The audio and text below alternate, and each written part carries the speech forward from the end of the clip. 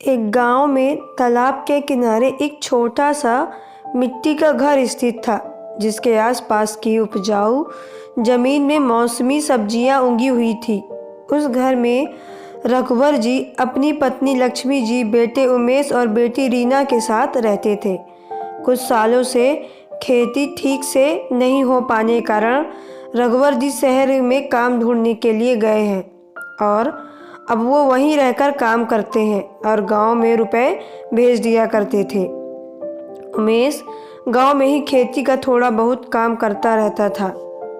इधर उधर कुछ समय से लक्ष्मी जी अपने बेटे उमेश के लिए लड़की ढूंढ रही थी। जल्दी ही उनकी तलाश सुनीता पर जाकर समाप्त हुई और फिर सुनीता और उमेश की शादी हो गई। आज सुनीता की सुहाग रात थी।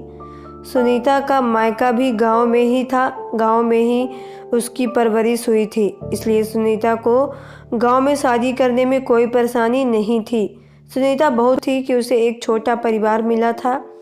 घर में अब किसी चीज़ की कोई कमी नहीं थी। उसके पिता ने भी बड़े ही धूमधाम से उसका विवाह किया था।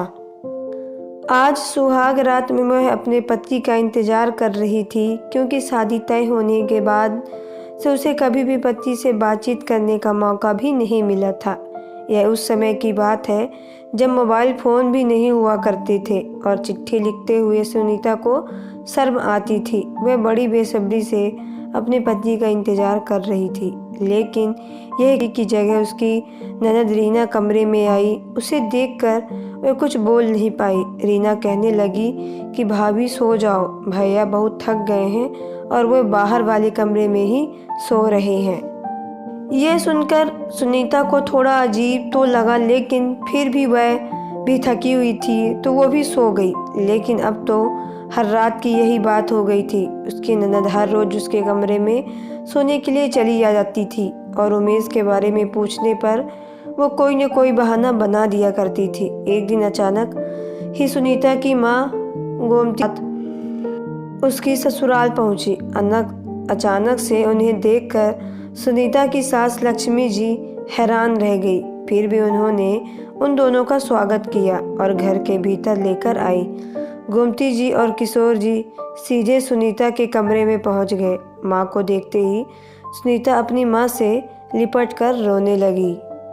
लक्ष्मी जी शक पका गई। सुनीता ने रोते हुए कहा कि माँ, मैं जब से यहाँ आई हूँ तब से बहुत परेशान हूँ। मेरे पति दिन भर तो इधर उधर हो रहते हैं, लेकिन रात को भी मेरे कमरे में नहीं आते थे। फिर एक रात मेरी नींद टूटी तो पता चला कि घर में कोई तांत्रिक आया हुआ था और वह कुछ अनुष्ठान वगैरह कर रहा था। यह सब देखकर मैं हैरान रह गई। मेरी ननद जी भी उस रात के कमरे में नहीं थी। मैं कमरे की खिड़की को हल्का सा खोलकर बाहर नज़ारा देख रही थी। मेरा पति अजीब तरीके से अपना शरीर हिला रहा था। थोड़ी देर में वह छटपटाते हुए फर्श पर गिर पड़ा। यह देखकर मेरी चीख ही निकल गई, लेकिन मेरी चीख कमरे के बाहर नहीं निकली, क्योंकि कमरे के बाहर भी बहुत शोर हो रहा था। मुझे यह सब देखकर बहुत डर लग रहा था, इसलिए मैंने आपको चिट्ठी भेजकर यहाँ बुलवा लिया है। यह कहकर वह रोने लगी तो उसकी माँ ने उसके आंसू पोंछते हुए कहा, मत रो बिटिया, हम देखते हैं कि मामला क्या है। उसके मामा का बेटा किशोर कहने लगा कि तू घबरा मत, मैं तेरे साथ हूँ, कुछ भी गलत होने नहीं दूंगा। सुनीता को अपने भाई पर बहुत भरोसा था। बचपन से ही वह उसे राखी बांधती आई है। सुनीता का खुद का ही था, इसलिए किशोर से उसे बहुत गहरा लगाव था। किशोर ने उसके आंसू पोंछे और फिर पूरे परिवार वालों के सामने किशोर ने उसकी सास से पूछा कि आखिर मामला क्या है। जीजा जी दीदी के कमरे में सोने के लिए क्यों नहीं आते हैं, और आप लोग आधी रात को तांत्रिक घर में बुलवा कर क्या कर रहे थे। उसने सीधे सीधे पूछ लिया तो सुनीता की सास लक्ष्मी जी घबरा गई और कहने लगी, कुछ नहीं बेटा, वह तो हम ये सब गृह गृहस्थी की पूजा करवा रहे थे। किशोर कहने लगा, तो फिर जीजा जी फर्श पर गिरकर छटपटा क्यों रहे थे।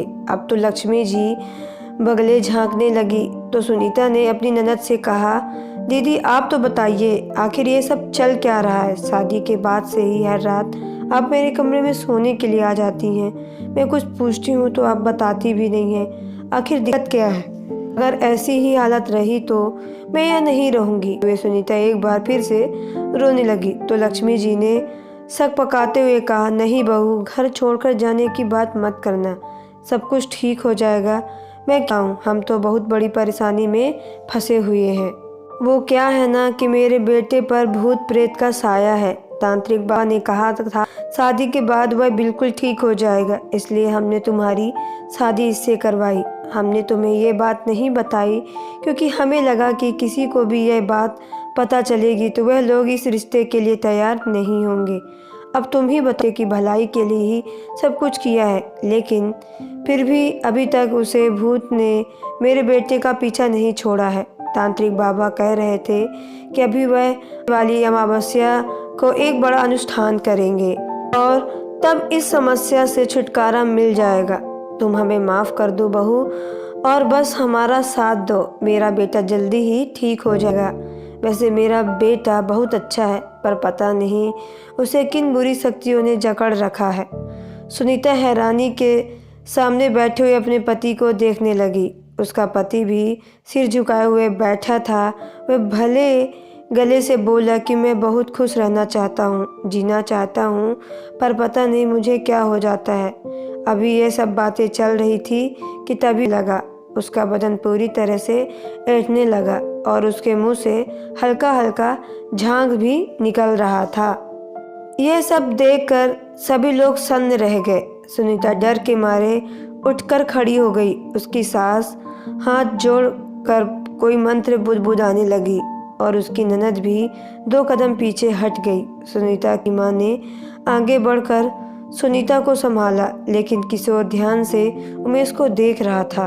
वह जाकर उसके हाथ पैर सहलाने लगा तो लक्ष्मी जी कहने लगी, बेटा उससे दूर रहो, अभी वह अपने होश में नहीं है। किशोर ने उसकी बात पर ध्यान नहीं दिया। थोड़ी देर के बाद अपने आप ही उमेश सामान्य हो गया। किशोर ने पानी मंगाकर उसे पानी पिलाया। उसके बाद उसने लक्ष्मी जी से कहा कि देखिए, मुझे नहीं लगता कि इन पर किसी भूत प्रेत का साया है, हमें एक बार इन्हें डॉक्टर के पास लेकर चलना चाहिए।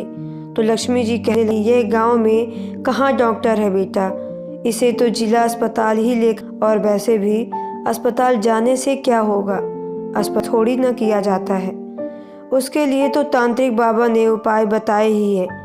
किशोर जुझला गया और कहने लगा कि आजकल ज़माना कहाँ से कहाँ पहुँच गया है।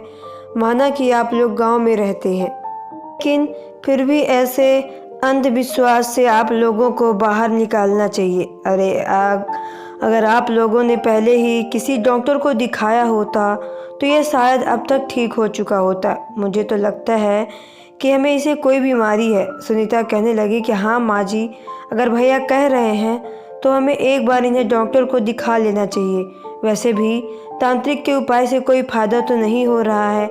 अब उसने तो ये भी कहा है कि शादी के बाद ये सब ठीक हो जाएगा, तो क्या ये सब ठीक हुआ? नहीं ना। तो फिर एक बार हमें इन्हें हॉस्पिटल लेकर चलते हैं। अब सुनीता को भी अपने पति की दशा देखकर उस पर थोड़ी दया तो आने लगी थी, वरना वह तो बहुत गुस्से में थी कि इन लोगों ने उससे ये सच्चाई छुपाकर शादी की। लेकिन इन लोगों के अंधविश्वास को देखकर वह भी हैरान थी।